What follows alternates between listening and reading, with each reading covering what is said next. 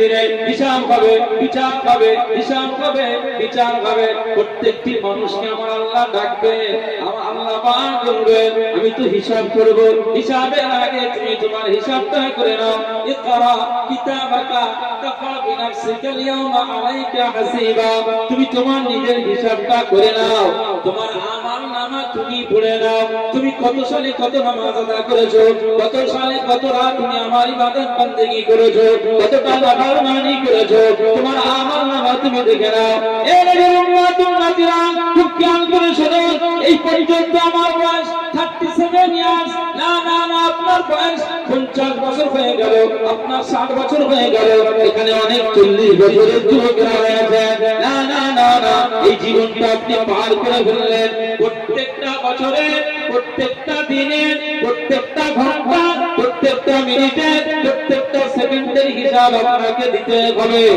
আল্লাহ পাক আপনাকে আমলনামা সামনে দিয়ে দেবে, এই আমলনামা দিয়ে বলবেন ইকরা কিতাবাকা। আপনার আমলনামাটা আপনি নিজেই পড়ে নেন, আপনার হিসাবটা আপনি নিজেই করে নেন। না না না না, যার আমল থাকবে না, যার কোনো নেকি থাকবে না, যার কোনো ইবাদত থাকবে না, আমার আল্লাহ পাকের দরবারে ওই বান্দাটা লজ্জিত হয়ে যাবে, লজ্জিত হয়ে যাবে, শর্মিন্দা হয়ে যাবে। আল্লাহ পাকের দরবারে দুইটা চোখ দিয়ে পানির ফোঁটা ঝরে যাবে। আমার আল্লাহ পাকের দরবারে কোনো কথা আসবে না। এই সময় আল্লাহ পাক বলে এ আমার বান্দা, কি ব্যাপার তুমি চুপচাপ রয়েছো? এই সময় বান্দাটা জবাবে বলতে থাকবে আল্লাহ পাক আমার কোনো আমল নয়, আমার কোনো আমল নয়, এই অবস্থায় আজকে আমি কি করব? আমার কোনো জবাব নাই। আল্লাহ পাক আমি কোনো জবাব দিতে পারবো না। আল্লাহ পাক আমার আমল শুনবে, আজ আমার খাতাটা ফাঁকা হয়ে গেল। আল্লাহ পাক এই কিয়ামতের ময়দানে আপনার সামনে আমি কিভাবে কথা বলবো? আমার আল্লাহ পাক বলে আমার কিছু করার নাই। দুনিয়ার জমিনে তোমাদের কাছে নবীরা এসেছিল কিনা, তোমাদের কাছে উলামা হযরতরা এসেছিল কিনা, তোমাদের কাছে নসিহাতের সমস্ত উপদেশমূলক কথাবার্তা শোনানোর জন্য আলেমে দ্বীনেরা এসেছিল কিনা? এই সময় আপনি তো বলবেন হ্যাঁ, আল্লাহ আমাদের জন্য, আমাদের নাজাতের জন্য, আমাদের হেদায়েতের জন্য, আমাদের কল্যাণের জন্য আল্লাহ আপনি নবী পাঠিয়েছিলেন, আপনি আলেম পাঠিয়েছিলেন, আপনি উলামা হযরতদের পাঠিয়েছিলেন। না না না, ওয়াইজদেরকে পাঠিয়েছিলেন। তারা আমাদের কাছে নসিহত করেছিল, তারা আমাদের কাছে বক্তব্য শুনিয়েছিল, তারা আমাদের নামাজের কথা বলেছিল, রোজার কথা বলেছিল, তারা দ্বীনের কথা বলেছিল, হালাল হারামের ডিফারেন্সের কথা বলেছিল। না না না, আমরা সেই দিনে পালন করি না। আজকে আমার খাতাটা ফাঁকা হয়ে গেছে, আমার নামায় কিছুই নাই। এই সময় আল্লাহ পাক বলেন তোমার আজ বিচারটা তুমি নিজেই যখন করে দিয়েছো, আমি আল্লাহ জানিয়ে দিলাম যা তোমার জন্য ঠিকানাটা জাহান্নাম, জান্নাত নয় জাহান্নাম। আমার আল্লাহ পাক ফেরেশতাদের বলবেন এর পায়ে শিকল বেঁধে দাও, এর পায়ে কড়া বেঁধে দাও, এর পায়ে বেড়ি বেঁধে দাও, টেনে টেনে নিয়ে যাও, টেনে টেনে নিয়ে যাও। কোথায় নিয়ে যাওয়া হবে? কোথায় নিয়ে যাওয়া হবে? আকা মাওলা রাসূলুল্লাহ সাল্লাল্লাহু আলাইহি ওয়াসাল্লাম বলেছেন আমার আল্লাহ পাক 1000 বছর নয়, 2000 বছর নয়, 3000 বছর পর্যন্ত জাহান্নামকে উত্তপ্ত করেছে, উত্তপ্ত করেছে। ওই জাহান্নামায় আপনাকে ছুঁড়ে ফেলে দেওয়া হবে। না না, আপনার দিকে তাকানো হবে না। এর উম্মত উম্মতিরা খুব খেয়াল করে শোনো, যদি আমল ফাঁকা, রেজাল্ট আপনার হয়, আপনার ফলাফল যদি 0 হয়ে যায়, আপনার আমলনামায় যদি কিছুই না থাকে, আপনি 100% জাহান্নামী, 100% জাহান্নামী। আপনি আসামি জায়গায় দাঁড়িয়ে যাবেন, রহমত নাযিল হবে না, রহমত নাযিল হবে না। মাওলা রাসূলুল্লাহ সাল্লাল্লাহু আলাইহি ওয়াসাল্লাম বলেছেন তাই সময় খুবই কম, এই অল্প সময়ের ভিতরে এমন কিছু কাজ করো যে কাজের দ্বারা আমার আল্লাহ উম্মতে মুহাম্মাদীদের মর্যাদা আলা করে দেবে, মাকামটা বুলন্দ করে দেবে।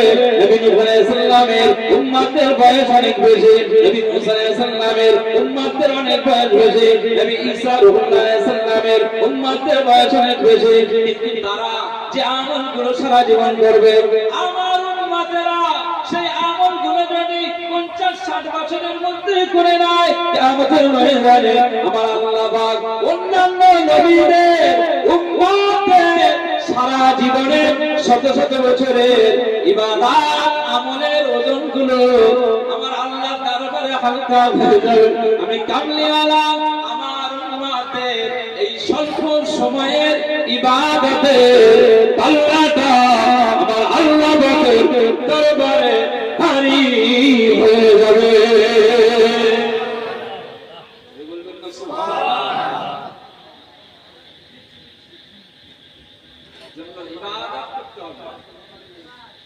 তাই নবী করিম সাল্লাল্লাহু আলাইহি ওয়াসাল্লাম বলেছেন সুমু ইয়াওমা আশুরা ফাখালিফু ফীহি আল-ইয়াহুদ। যখন মুহররমের 10 তারিখ আসবে তোমরা 10 তারিখকে কেন্দ্র করে রোজা রাখবে। জোরে বলুন সুবহানাল্লাহ। তাহলে আগামী কাল রোজা রাখার বিষয় আসে না নেই? নবী করিম সাল্লাল্লাহু আলাইহি ওয়াসাল্লাম বলেছেন, হুজুর পাক বলে দিয়েছেন। এই জায়গাটা একটা স্মরণের জন্য আপনাদেরকে বলছি। এখানে একটা বাক্যে আমার নবী বললেন আখালিফু ফীহি আল-ইয়াহুদ। তবে ইহুদিদের থেকে একটু খেলাফ মানে আলাদা করে। মুহররমের 10 তারিখে ইহুদিরা রোজা রাখে। মদিনা শরীফে আমার নবী যখন হিজরত করে গেছিলেন ইহুদিরা রোজা রাখত এই মুহররমের 10 তারিখে। আমার নবী প্রথমে জানতেন না, পরবর্তী সময়ে সাহাবীরা আমার নবীর কানে পৌঁছে দিলেন যে মদিনার মানুষেরা, মদিনার ইহুদিরা তারা তো এই 10 তারিখে রোজা রাখে। ইয়া রাসূলুল্লাহ হাবিবাল্লাহ, হুজুর আজকে দিনে যে রোজাটা আমরা রাখি ইহুদিরা রাখে আমরা রাখি তো একই হয়ে গেল ব্যাপারটা। আকামুর রাসূলুল্লাহ সাল্লাল্লাহু আলাইহি ওয়াসাল্লাম তাই না ইহুদিদেরকে ডাকলেন। আমার নবীজি ডাকলেন, হুজুর পাক ডাকলেন, এই মদিনার ইহুদিরা কি ব্যাপার তোমরা আজকে দিনে রোজা রাখো কি ব্যাপার? মুহররমের 10 তারিখে রোজা রাখার ব্যাপারটা। তখন ইহুদিদের জবাব যে আমরা নবী মুসা আলাইহিস সালামের অনুসারী, আমাদের নবী মুসা আলাইহিস সালামকে আমার আল্লাহ এই মুহররমের 10 তারিখে আমার আল্লাহ নাজাত দিয়েছিলেন ফিরাউনের হাত থেকে, তার শুকরিয়া হিসাবে আমরা এই দিনে রোজা রাখি। আমার নবী পাক সাল্লাল্লাহু আলাইহি ওয়াসাল্লাম সেই সময় বলেছিলেন যে নবী মুসা আলাইহিস সালাম তোমাদের নবী বলে তোমরা দাবি করছো ঠিকই, আমি নবী করিম সাল্লাল্লাহু আলাইহি ওয়াসাল্লাম বলছি শোনো তোমাদের থেকে আমি তো নবী মুসা আলাইহিস সালাম আমার সম্পর্কটা আমার বেশি, হকটা তো আমি বেশি, সুতরাং তোমাদের তুলনায় আমার হকটা বেশি। তাহলে নবী মুসা আলাইহিস সালামের এই নাজাতকে কেন্দ্র করে তোমরা যদি মুহররমের 10 তারিখে রোজা রাখো, আমি নবী করিম সাল্লাল্লাহু আলাইহি ওয়াসাল্লাম আমিও জানিয়ে দিলাম আমিও রোজা রাখবো। রাখি সাহাবীদেরকে বলছে তোমরাও রাখবে, তোমরাও পালন করবে, মুহররমের এই 10 তারিখে রোজা রাখবে। আর ইহুদিরা যে এই 10 তারিখে রোজা রাখে, সুতরাং ইহুদিদের সাথে আমাদেরও সাদৃশ্য হয়ে যাচ্ছে একটাই।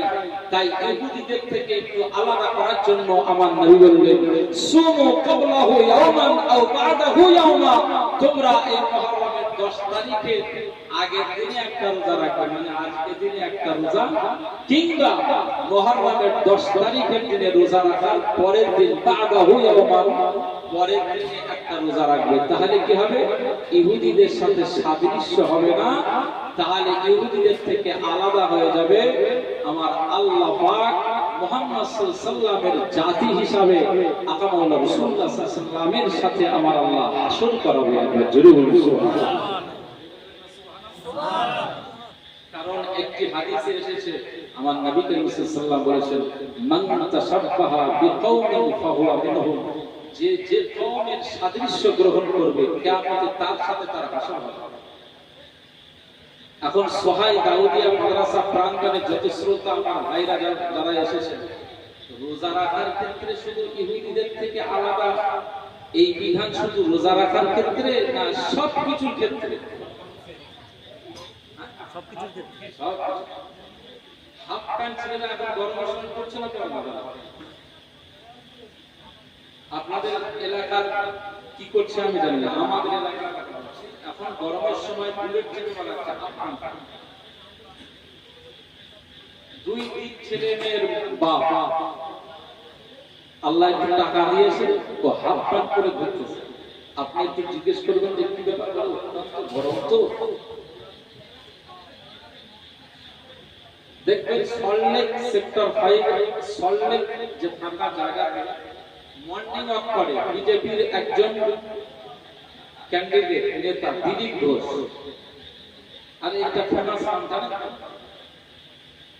মাঝে মধ্যে আমাদের ইসলাম সম্পর্কে উল্টো পাল্টা মন্তব্য করে না করে না, বলছে এখানে নামাজ বাংলাদেশে পাকিস্তানে চলে যাওয়া নামাজ, ভারত বাংলা পশ্চিম বাংলা কি ওনার বাবার নাকি?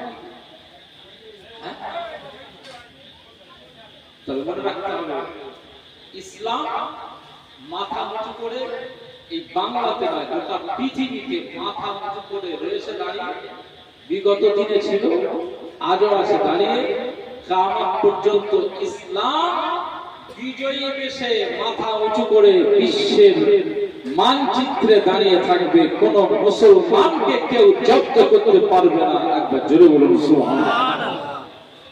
শুধুমাত্র আমাদের ইমানের পাওয়ার বাড়াতে মর্নিং ওয়াক করে দিলীপ ঘোষ, কত বছর হয়েছে? হাফ প্যান্ট তো ওর কাছে যায় যেতে পারে, মুসলমানের কাছে হাফ প্যান্ট পরা যায় না যায়? না যায়। যে সমস্ত ছেলেরা এই হাফ প্যান্ট পরে ঘুরতেছে এরা বলবে না যায়, পালন করবে। এই হচ্ছে আমাদের মেসির টি শার্ট বা গেঞ্জি, লিওনেল মেসির নামে গেঞ্জি আমাদের মুসলমানরা গায়ে দিয়ে এখন বেড়াচ্ছে, আছে না?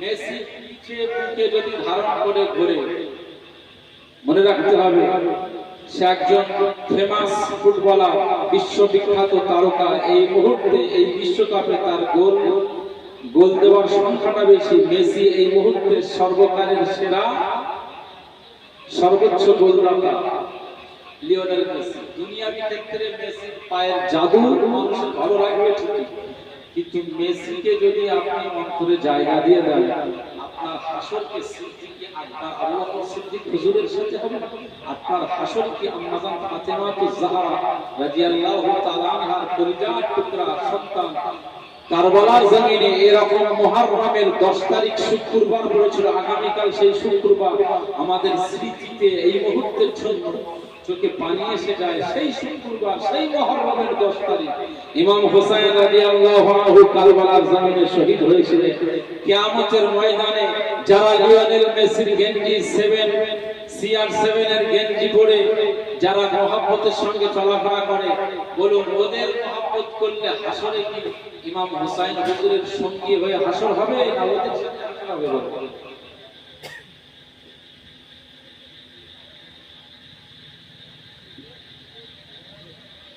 মুসলমানের ছেলেরা, এই বেগুনাত উম্মতিরা, খুব খেয়াল করে শুনুন।